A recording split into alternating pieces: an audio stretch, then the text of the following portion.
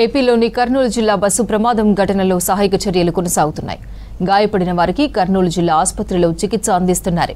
ఇప్పటి వరకు 20 మంది డెడ్ బాడీలను గుర్తించారు ఫోరెన్సిక్ బృందాలు. DNA పరీక్ష తర్వాత మృతదేహాలను కుటుంబ సభ్యులకు అప్పగిస్తామంటున్నారు హాస్పిటల్ సూపరింటెండెంట్ వెంకటేశ్వర్లతో మా reporter Balakrishna face to face. Bus ప్రమాద దుర్ఘటన తీవ్ర విషాదాన్ని నింపింది. ఇప్పటికైతే 20 మందికి సంబంధించిన డెడ్ బాడీస్ని బస్సులో ఐడెంటిఫై చేశారు. DNA శాంపిల్స్ మ్యాచ్ అయిన తర్వాత వాళ్లకు సంబంధించిన కుటుంబ సభ్యులకు అప్పగించడానికి అన్ని రకాల ఫర్దర్ ఫార్మాలిటీస్ అయితే జరుగుతున్నాయి. ప్రస్తుతం మనము సిచ్యువేషన్ చూస్తున్నాం. ఎవరైతే ట్రీట్మెంట్ కోసం ఉన్నారో 12 మంది వాళ్ళంతా కూడా ట్రీట్మెంట్ పొందుతూ ఉన్నారు.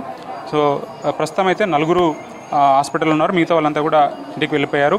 కావేరీ ట్రావెల్స్ బస్సు ప్రమాదానికి గురైంది. ఆ ప్రమాదం గురైన సందర్భంలో మనం క్లియర్గా చూస్తున్నాం. ఆ లిస్టులో అంటే కావేరీ బస్సు ట్రావెల్ అయ్యే ముందు హైదరాబాద్ నుంచి బెంగళూరుకు బయలుదేరే ముందు ఎంతమంది ప్యాసింజర్స్ ఉన్నారు, సో వాళ్ళు సీట్ నెంబర్ వైజ్గా వాళ్ళ డీటెయిల్స్ అన్నీ కూడా మన దగ్గర ఉన్నాయి. వాళ్ళతో బస్సు బయలుదేరే ముందు పటాన్ చెరువు నుంచి 8:30కు బయలుదేరుతుంది. అంబేద్కర్ స్టాచ్యూ అట్లాగే ఆనంద్ హోటల్ అక్కడి నుంచి బస్సు బయలుదేరుతూ ఉంటుంది.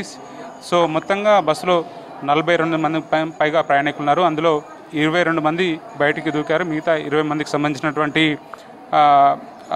ఈ శాంపుల్స్ అన్నింటి కూడా కలెక్ట్ చేస్తున్నారు. కొన్ని సిచ్యువాలు ఒకవేళ బస్సు ఇన్సిడెంట్ జరిగినటువంటి దృశ్యాన్ని కనుక చూస్తే చాలా హృదయ విదారకంగా ఉంది. ఎందుకంటే సీట్లోనే కొలాప్స్ అయ్యి సీట్లోనే అస్థిపంజరాలుగా మిగిలిపోయినటువంటి మృతదేహాలు కనిపిస్తున్నాయి. చాలా హృదయ విదారకంగా ఉంది. అయితే సీట్ నెంబర్ 4849లో female 64 years, male 41 years. So Patan Cheruvu నుంచి వాళ్ళు బయలుదేరారు. ఇక సీట్ నెంబర్ L1లో అశ్విన్ రెడ్డి బీరంగూడెం నుంచి బోర్డింగ్ ఉంది, బెంగళూరుకు వెళ్తున్నారు. ఇక సీట్ నెంబర్ 11లో సత్యనారాయణ గండి మైసమ్మ దగ్గర నుంచి బెంగళూరుకు వెళ్తున్నారు.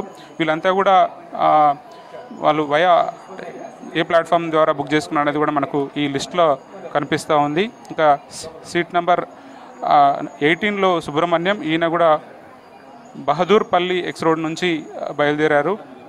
So seat number L12U4లో Prashanth Gunasai, వీళ్ళు కూడా బెంగళూరుకి వెళ్తున్నారు. సో మొత్తం ప్రయాణికులంతా కూడా బెంగళూరుకే వెళ్తున్నటువంటి పరిస్థితి కనిపిస్తూ ఉంది. ఇంకా సీట్ నెంబర్ L7లో ఆర్గా ఉన్నారు. వీళ్ళు మియాపూర్ నుంచి అల్విన్ ఎక్స్ రోడ్స్ నుంచి బయలుదేరారు. తర్వాత seat number L11 Andoju Naveen Kumar, Vanasthalipuram నుంచి పికప్ పాయింట్ ఉంది, వీళ్ళు కూడా బెంగళూరుకి వెళ్తున్నారు. Seat number L5L6U5U6 Ramesh, Vanasthalipuram నుంచి పికప్ పాయింట్. సో వీళ్ళంతా కూడా అందరూ బెంగళూరుకి వెళ్తున్నారు. So L13 వేణుగుండ Chintal pickup point, ఆయన కూడా చింతల్ పికప్ పాయింట్లో జాయిన్ అయ్యారు ఈ బస్సులో. ఇక L17 శ్రీహర్ష నిజాంపేట ఎక్స్ రోడ్లో బయలుదేరారు. సో వీళ్ళంతా కూడా బస్సు లిస్టులో రిజర్వేషన్ చేసుకున్న లిస్ట్ ఇది. రిజర్వేషన్ చేసుకున్న తర్వాత వాళ్ళు బస్సులో బయలుదేరారు. L18లో శివ గచ్చిబౌలి పికప్ పాయింట్లో బయలుదేరారు. Gloria Ilsa U15. సో L3లో యువన్ శంకర్ రాజ్, ఈయన కూడా ఎల్బీ నగర్లో పికప్ చేసుకున్నారు. తర్వాత Meghanath LB Nagar pickup point U13. అట్లాగే ధాత్రి రామ్రెడ్డి అమృత్ కుమార్, వీళ్ళంతా కూడా U1 U19 U20, వీళ్ళంతా కూడా JN2U పికప్ పాయింట్లో జాయిన్ అయ్యారు. మూసాపేట దగ్గర చందన మంగ సూర్య, వీళ్ళంతా కూడా మూసాపేట జంక్షన్లో 2 ప్యాసింజర్స్ జాయిన్ అయ్యారు. అట్లాగే భరత్ నగర్ దగ్గర ఉమాపతి L21లో జాయిన్ అయ్యారు. సో ఎర్రగడ్డ దగ్గర పంకజ్ కుమార్, అట్లాగే SR నగర్లో చరిత్, హారిక, కీర్తి, 3 ప్యాసింజర్స్ కూడా SR నగర్ దగ్గర జాయిన్ అయ్యారు. అట్లాగే ప్యారడైజ్ దగ్గర 2 ప్యాసింజర్స్ తరుణ్, వేణుగోపాల్ రెడ్డి, వాళ్ళు కూడా ప్యారడైజ్ దగ్గర జాయిన్ అయ్యారు. వాళ్ళు బెంగళూరుకి వెళ్తున్నారు.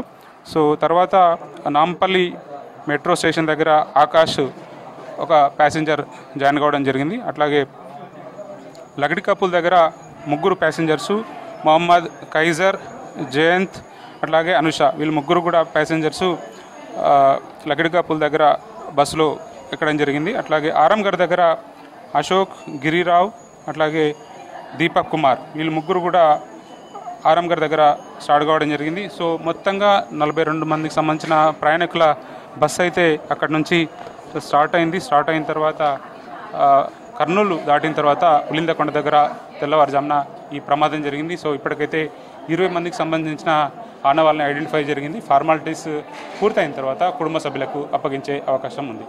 Vote studio.